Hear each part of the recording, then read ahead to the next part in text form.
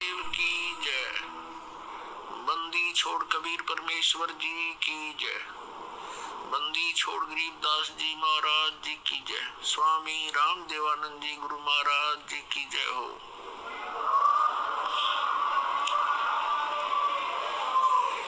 तुमरे विसारे क्या बने, मैं किसकी शरण में जाऊं। शिव ब्रंच मुनि नारदा,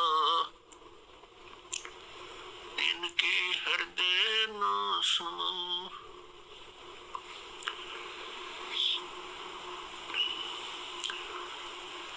परम पिता परमात्मा पूर्ण ब्रह्म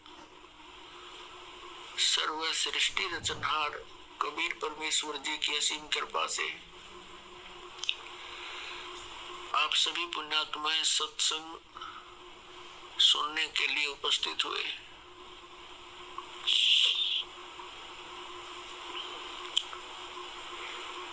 सत्संग में आने से इस जीव को ज्ञान होता है, तू कौन है, यहाँ किस लिए तू ये जन्म और मर रहा है। तुझे ये मालूम नहीं अगले क्षण में क्या हो जाए, और फिर भी आप इतने निश्चिंत होकर के यहाँ बैठे हो। सत्संग में आने से इस प्राणी को ज्ञान होता है कौन से कर्म मानव के करने योग्य हैं, कौन से ना करने योग्य हैं। फिर मानव जीवन का क्या उद्देश्य है,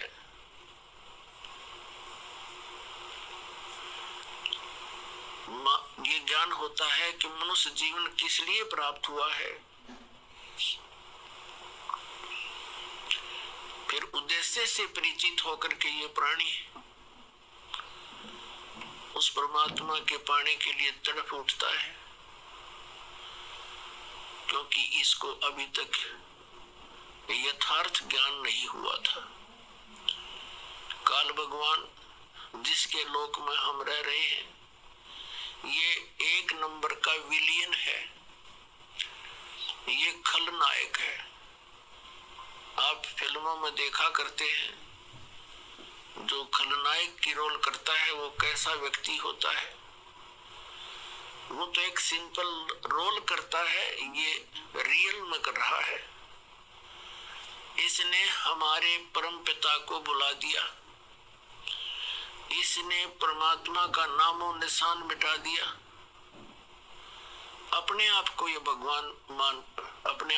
भगवान सिद्ध करके बैठ गया।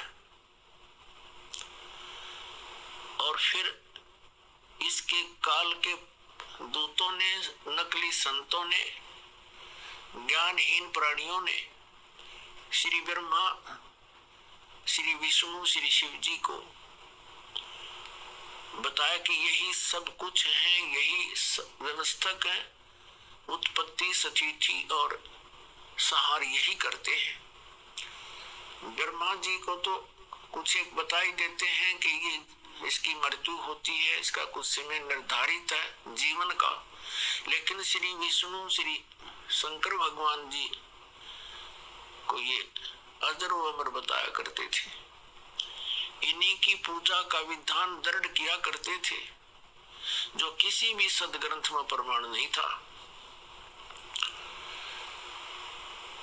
इन काल के से प्रेरित संतों ने सभी पुण्यात्माओं को मिसगाइड कर रखा था। स्वयं परमात्मा आते हैं, इस अज्ञान को समाप्त करते हैं, अपनी प्यारी आत्माओं को सीधा राह बताते हैं। आप देखते हैं जितने गुरु उतने ही उनके मार्ग, उतने ही विधि भक्ति की, जितने संत उतना ही उनका अलग अलग ज्ञान।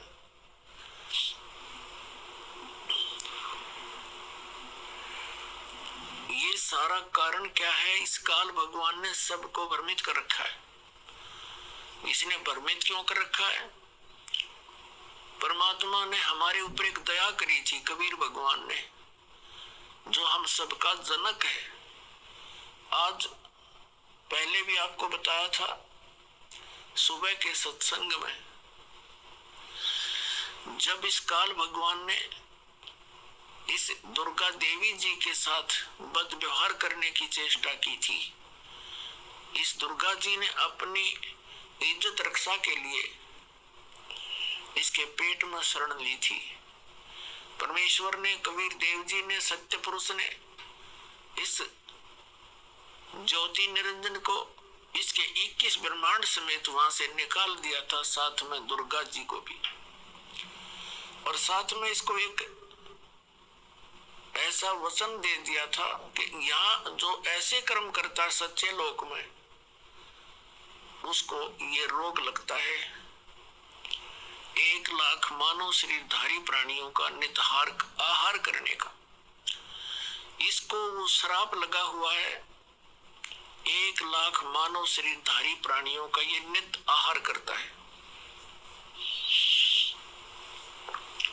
उसके लिए इसने अपने तीनों पुत्रों की, रजगुण ब्रह्मा, सतगुण विष्णु, तमगुण शिव जी की ड्यूटी ला रखी है। इनको एक एक गुण से युक्त कर दिया।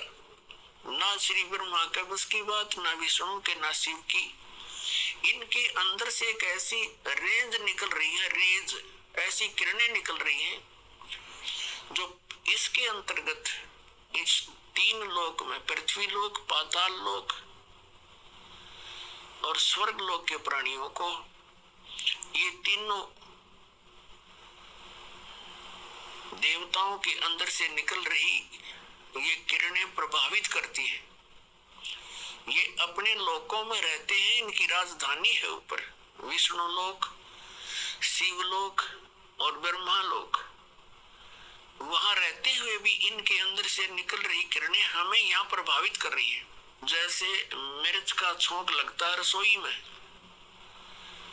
उसका प्रभाव जाकर के दिखता है दूसरे कक्षों में बैठे हुए अन्य घर के सदस्यों पर। छींकें आने लग जाती हैं, उनके बस की बात नहीं कि वो छींकों को रोक सके।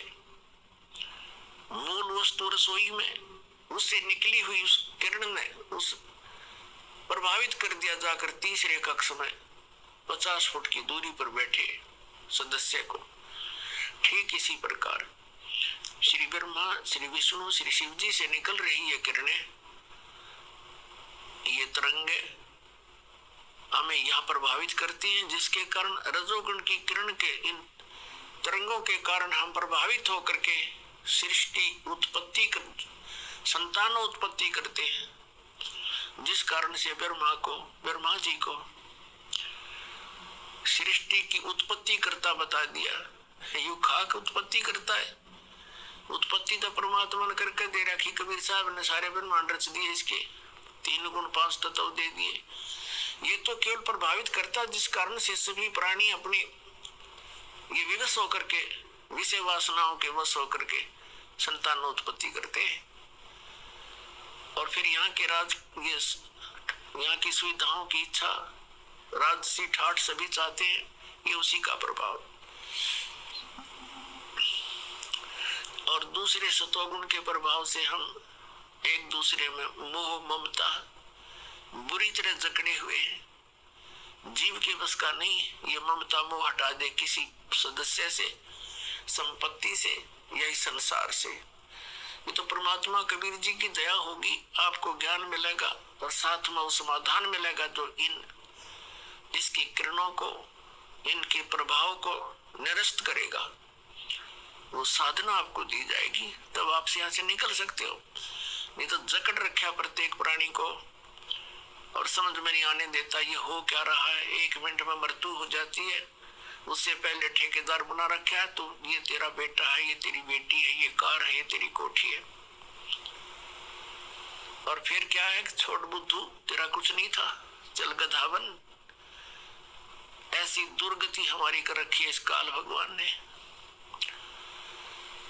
और तीसरा जो शंकर भगवान है, उसके अंदर आपको पता ही है, तमोगुण के कारण एक दूसरे के साथ लट्ठम लट्ठा इतना क्रोध पैदा कर देता है, हिंसाएं हो जाती हैं।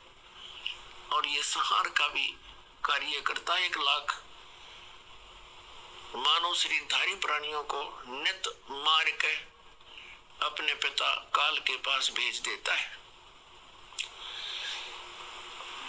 जिस कारण से इस अपनी व्यवस्था, इसको भूख लगी हुई, इसको भूख लगती है। 1 लाख मानव शरीरधारी प्राणियों का निताहार करने का श्राप लगा हुआ है, और जिस कारण से इसने हम सभी को यहाँ मिसगाइड कर रखा है, अपनी खेती बना रखी है, जैसे कसाई बकरे पालता है। परमात्मा परमेश्वर वो हमारे जनक हैं, सबके मालिक हैं, उत्पत्ति करता कबीर भगवान जो काशी में दुल्हा रूप में आए थे, उन्होंने आके अपनी प्यारी आत्मा धर्मदास साहिब जी को मिले। उनसे कहा कि धर्मदास, तुम जिस लोक में रह रहे हो ये कसाई का लोक है, या कोई रहम नाम की चीज नहीं है। किसी का बेटा मरो, किसी की बेटी मरो, पूरा अक्षेत्र नष्ट हो जाओ, नो प्रॉब्लम, इसमें दया नाम की चीज नहीं है। धर्मदास जी ने कहा कि भगवान, यहाँ कैसी सुविधाएं नजर आ रही हैं, सुंदर बाग बगीचे हैं, झरने बह रहे हैं, मीठे जल की दरिया बह रही है, नीचे भी अच्छा मीठा जल है पृथ्वी में, और सुंदर बाग है, सुंदर मेवा लगी हुई है, कैसी अच्छी हवा चलती है, दिन रात बन रहे हैं। तो परमात्मा ने कहा कि ये तो ऐसी व्यवस्था है जैसे कसाई बकरे पालता है, वह अपने उन पाले हुए बकरे और बकरियों के लिए सब सुविधाएं देता है। एक बहुत बड़ी चरागाह भी बनाता है, उनके लिए शेड झोपड़ी डालता है, गर्मी और सर्दी से बचाने के लिए जल की व्यवस्था करता है, उसके चारे की व्यवस्था करता है, हिंसक पशुओं से बचाने के लिए उनकी चारों तरफ बाड़ करता है, सुरक्षा चक्कर बनाता है, जिस कारण से वो बकरे ये सोचते हैं ये दयालु मालिक है हमारा, हमारी कितनी केयर टेक करता है, कितनी देखभाल रखता है। जिस कारण से जब वो कसाई बकरों के पास आता है तो उससे प्यार करते हैं, ऐसे ऊपर को पैर उठाकर उसे सीने से लगाना चाहते हैं, उसकी उस व्यवस्था को देखकर इसे प्रभावित हो जाते हैं। वो ऐसे हाथ लगाकर देख रहा होता है, वो प्यार करते हैं, जीभ से चाटते हैं उसके हाथों को प्यार जताने के लिए। वो देख रहा होता है ये कितने किलो का हो गया, इसमें कितना मांस बढ़ गया, और वो सोच रहे हैं ये हमें प्यार कर रहा है। पहले उन भोले बकरों और बकरियों को वो दयालु नजर आता था, लेकिन जब ऑर्डर आता है 10-20 बकरों का काटने के लिए, वो ना देखता किसकी बेटी मरेगी, किसकी माँ, किसका भाई और किसकी बहन। एक परिवार के थे सारे आ जाओ, मोटे मोटे छांट के और जाके काट के अपना निर्वाह करता है। परमात्मा ने कहा धर्मदास, तुम इसे कसाई के लोक में रह रहे हो, तुम्हें आंखें नहीं खुलने देता, ये मूर्ख बना रखा तुम्हारे को। परमात्मा, जिस समय आप परमात्मा की सत्यनारायण कथा से परिचित हो जाओगे, सत्यनारायण कथा का अर्थ हो सच्चे भगवान की जानकारी, उसकी महिमा का गुणगान, अविनाशी भगवान की गुणगान। आज तक हम श्री विष्णु जी को सत्यनारायण कहते थे। सत्यनारायण माने अविनाशी, सच्चा भगवान, सत्य माने जो कभी नाश ना हो जिसका। और विष्णु जी की मृत्यु होती है, शंकर जी की भी मृत्यु होती है, और ब्रह्मा जी की भी मृत्यु होती है। तो ये सत्यनारायण नहीं थे। सत्यनारायण केवल कबीर देव है, कबीर साहब है, जो काशी में धानक रूप में आया था। बनारस के अंदर 120 वर्ष रहे, सह शरीर आए थे, शिशु रूप धारण किया था, और सह शरीर चले गए थे मगर से हजारों लाखों की संख्या में उपस्थित दर्शकों के सामने। उनके सब जो परमात्मा एक वस्त्र बिछाया था, एक चंद्र को ऊपर ओढ़ कर लेटे थे। कुछ देर के पास आकाशवाणी हुई थी, देखो मैं जा रहा हूँ, इस चंद्र में कोई मुर्दा नहीं है। चंद्र उठा के देखी, सुगंधित फूल मिले थे। वो ना जन्म हुआ ना मरे थे, वो सत्यनारायण है, वो अविनाशी परमात्मा है। नारायण का अर्थ होता है जल पर आकर आने वाला, जल पर विराजमान होने वाला परमात्मा एक लीला प्रत्येक युग में करते हैं। सतलोक से चलकर आते हैं, सहस्री आते हैं और कमल के फूल पर वो सरोवर के अंदर जल के ऊपर आकर विराजमान होते हैं, जिस कारण से वास्तव में नारायण वो परमात्मा है कबीर जी। तो जब आपके सत्यनारायण कथा समझ में आ जाओगी, क्योंकि ये प्रथम बार सुनता है, कोई दूसरी बार सुनता है, और जिन्होंने खूब सुन रखी उनका समझ में अच्छी तरह आ चुका है। तो ये लोक ऋण का नहीं है, हमें विकल्प नहीं मिल रहा था। पुण्यात्माओं, इस परम पिता की शरण में आने के बाद, कबीर साहिब की शरण में आने के बाद आपके जितने परिवार के सदस्य हैं सब सुरक्षित रहेंगे। आपको आवश्यक वस्तुएं उपलब्ध करवाएगा, तभी हम भक्ति कर सकते हैं। जिसके 24 घंटे टेंशन रहेगी कोई किसी न किसी वस्तु की, तो भक्ति नहीं कर सकता। पहले तो आपको टेंशन फ्री करेगा। जितनी आपकी आस्था इस भगवान में बढ़ती चली जाएगी, जितना विश्वास बनेगा उतना ही आपके निकट आएगा। विश्वास बनने में देरी लगती है, क्योंकि हम अज्ञान से परिपूर्ण होते हैं जब परमात्मा की शरण ग्रहण करने के लिए आते हैं। कुछ तो अज्ञान इन सत्संगों से, पुस्तकों से, टीवी चैनलों से हट जाता है। यहाँ आने के बाद रहा कहा फिर मांझा जाता है प्राणी, और फिर यहाँ आने के बाद आशीर्वाद, प्रणाम, भगवान की मंत्र दिए जाते हैं। धीरे धीरे आत्मा इतनी निर्मल हो जाती है, प्रत्येक बात पर जो दास बोलेगा उस पर विश्वास होने लग जाएगा। अभी तक तो कुछ पर विश्वास होता है, कुछ पर अविश्वास होता है। तो इसी प्रकार परमात्मा पर हम पूर्ण विश्वास ना कर पाते, तब तक देरी रहेगी आपके सब कार्य से दौड़ने में। और जब आपको पूर्ण विश्वास हो जाएगा, फिर तो कहना ही क्या है।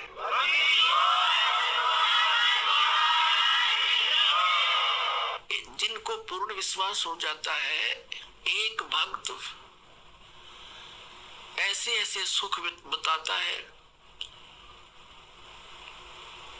कि उसका कहता है जी कितने बताऊं, गिनती नहीं।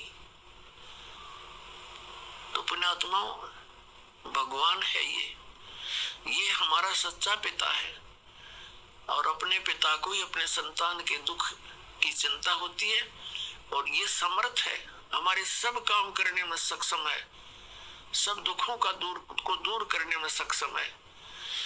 ये समर्थ परमात्मा है। इस पर विश्वास करके देखो पूर्ण हृदय से, फिर देखना सारे काम।